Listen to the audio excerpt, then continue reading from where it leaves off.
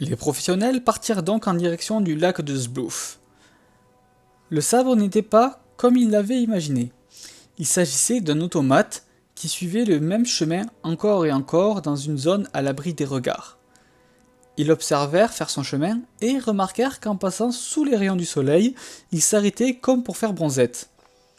Ils émirent l'hypothèse qu'il fonctionnait à la lumière du soleil et décidèrent de l'attaquer de nuit. Leur supposition fut la bonne. En plein combat où ils avaient le désavantage, l'automate s'arrêta. Pendant ce combat, il me semble qu'Aline perdit un point de destin. Ils chargèrent l'automate sur une charrette et décidèrent de rentrer à Waldorg. Hélas, en passant par Gjaniouf, quelque chose de fort dérangeant se passa. À cause d'un coup du destin, Saphir eut ses deux mains collées sur la charrette. Ne voulant pas perdre la face alors qu'il comptait s'arrêter pour la nuit, elle prétexta vouloir rester assise dans la charrette pour protéger le sabre. Ne voulant pas la laisser seule, Salada et Aline voulurent prendre Saphir chacune par une de ses mains et furent collées à elle. Pendant ce temps, Azrael et Persiflé étaient partis négocier à l'auberge les prix pour passer la nuit. N'arrivant plus à se décoller et étant en plein milieu de la place, Salada décida de prier son dieu pour lui venir en aide et décida, en plein sur la place publique, de se faire plaisir. La garde étant alertée, une violente altercation s'ensuivit et Salada fut mise au cachot et l'automate confisqué. Zanouche avait effectivement entendu les prières de sa prêtresse et avait décollé les filles. En utilisant la pierre de communication, Persiflé prévint Bar qui envoya Végard négocier avec la garde. Salada fut sorti de prison grâce à un pot de vin versé aux gardes qui ne devait jamais ébruiter cette histoire. L'automate rendu et de retour chez le patron, un ultimatum fut donné. Bar vira Salada. Soit les autres partaient avec elle, soit ils restaient. Ils restèrent tous chez Bar. Il y avait beaucoup trop d'avantages. Seul Saphir hésita un peu et finalement se dit que son objectif serait plus facilement réalisable en restant avec Bar et laissa partir seul son amie et quelquefois amante. Suite au départ de Salada, Bar rechercha un nouvel élément pour la compagnie. Un de ses cuisiniers, un gobelin au nom de Ribidizik, avait envie de tenter sa chance et se greffa aux professionnels. Leur première mission ensemble fut d'aider la garde de Waldorg à tuer des cancrevisses. Les cancrevisses, ce sont des écrevisses de la taille d'un cheval. Ils voulurent en abattre toujours plus et, au bout d'un moment, tombèrent sur un gros groupe. Ribidizik perdit un point de destin et Persiflé perdit la vie, noyé, une cancrevisse l'amenant sous l'eau. Suite à cette mission, Ribidizik ne voulait plus être aventurier et devint le majordome dans la résidence des professionnels. Bar reconnaissait les talents d'Aline dans la magie de la terre et lui proposa de devenir professeur de magie dans son école, Poklard, qui était dans la forêt de Schlipak. Elle accepta sans hésitation car elle aspirait depuis quelque temps à une vie plus calme. Il ne restait plus qu'Azrael et Saphir dans la compagnie. Fut alors recrutée Raxa, une demi-elfe noire alchimiste qui n'allait pas pouvoir saquer Saphir. Fut recruté aussi Orgrim, un orc avec un âge mental d'un humain de 8 ans, mais terriblement efficace dans la baston. Et enfin Sargas, un humain mage de feu qui avait été esclave d'une secte dans son enfance. Ils firent quelques petites missions ensemble qui se passèrent bien. Des liens se formaient. Orgrim et Sargas étaient devenus meilleurs amis, Azrael et Saphir avaient une certaine complicité, et Raxa ne pouvait pas saquer Saphir, mais je me rappelle plus du tout la raison. Bar était vraiment content de son équipe, mais cela dura jusqu'à une certaine mission. La mission qui avait fait sortir Bar de ses gonds était la suivante. Les professionnels devaient se rendre à Schnafon, auprès du capitaine du Tilleul. Bar avait une dette envers lui, et le gros des troupes de Schnafon s'était absenté car des soldats étaient réquisitionnés. Les premiers jours se passèrent bien.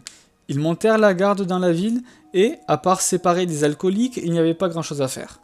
Mais un soir, il y eut un meurtre. Les professionnels enquêtèrent sur celui-ci pendant plusieurs minutes et découvrirent un étrange signe dans la main de la victime.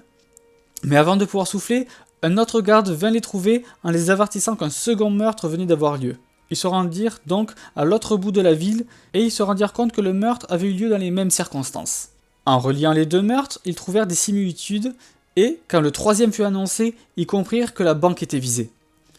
Ils décidèrent de ne pas se rendre au troisième meurtre et d'aller immédiatement à la banque. Mais c'était trop tard. Les meurtriers étaient des mages de Tsinch. Ils n'avaient pas encore dévalisé la banque, mais les meurtres étaient un rituel qui permettait d'invoquer une immense élémentaire de feu. Des gardes arrivés en renfort leur dirent que la ville était assiégée par des diablotins et que les autres renforts allaient arriver plus tard. Les professionnels se débrouillaient très bien. Ils vainquirent l'élémentaire, mais plusieurs sorciers purent s'enfuir avec une partie de l'or de la banque. S'ils avaient compris leur plan trop tard, cela aurait pu être bien pire. Une petite prime leur fut versée et un des mages de Tsinch avait pu être arrêté. Grâce à cela, l'armée connaissait maintenant où était le repère des brigands. Le lendemain, avec tout un peloton sur les ordres du second du tilleul, ils partirent donc au repère de l'ennemi. C'est ici que les ennuis ont eu lieu.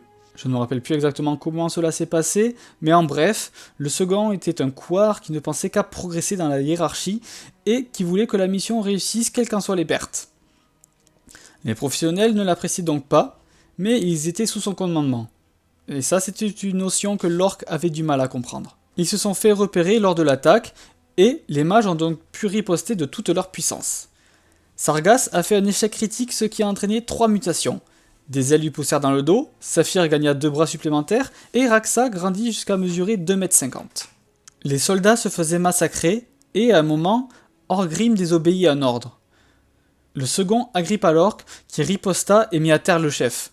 Celui-ci le menaça, et Sargas, grâce à ses nouvelles ailes, s'envola en agrippant le second. Il menaçait de le lâcher dans les flammes. Pendant ce temps-là, les soldats restants battaient en retraite et ne savaient pas quoi faire. Sargas lâcha le second qui poussa un cri de terreur mais fit attention à le lâcher dans une botte de paille. Suite à ça, les mages se sont enfuis avec l'argent. Un rapport contre Orgrim et Sargas fut dressé et Bar fut mis au courant. Ne voulant pas les virer car il reconnaissait la puissance de ces deux-là, il décida de les laisser aux mains du second pendant 1 mois, histoire de leur apprendre la discipline. Ils en sortirent métamorphosés et comprirent leurs erreurs. Pendant ce mois-là, Raxa s'essaya aux potions maison et fit un stock pour les missions.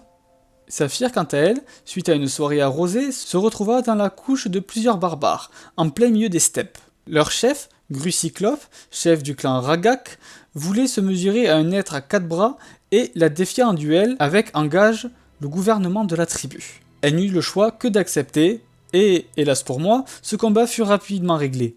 Saphir se prit un coup qui l'a mis mal en point, mais avec ses 4 bras, elle fit 4 réussites critiques. C'est ainsi qu'après une décapitation en bonne et due forme, elle fut sacrée chef du village contre son gré et laissa le second plus fort régler les affaires du village en son absence. Azrael, quant à lui, poussé par sa nécrophilie, entra dans le cimetière de Waldorg et souilla le tombeau familial de Bar. Hélas, le destin est risible, car en voulant essayer quelque chose, il s'empala sur un os et mourut. Bar, depuis ce jour, a énormément de mal avec la nécromancie. Après ce mois, Bar leur annonça qu'un sabre d'Arthurius Finelame avait été trouvé. Il se situait dans un temple au pays de Nug, dans le village d'Eiji. Le pays de Nug est le Japon dans le monde de Nalbuck. Les professionnels devaient s'y rendre, trouver le temple et ramener le sabre.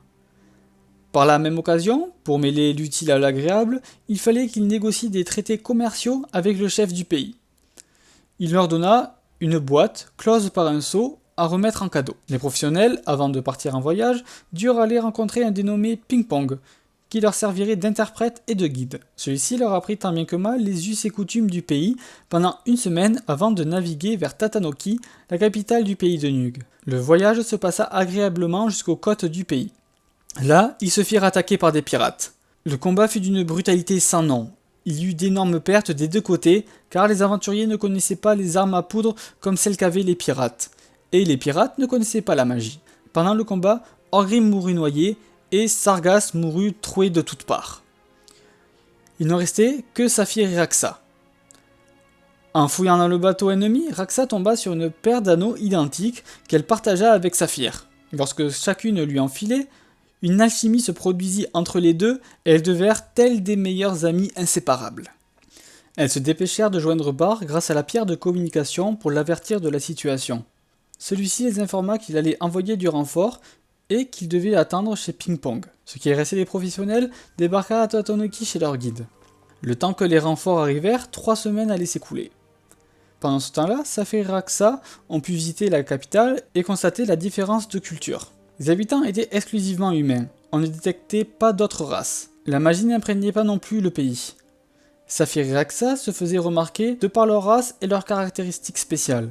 4 bras pour l'une et une taille hors norme pour l'autre. Pour se fondre dans le paysage avec l'aide de Ping Pong et de sa nièce Birupong, elles s'achetèrent des vêtements traditionnels, apprirent les règles du pays et un peu de vocabulaire basique. Elles logèrent chez Birou.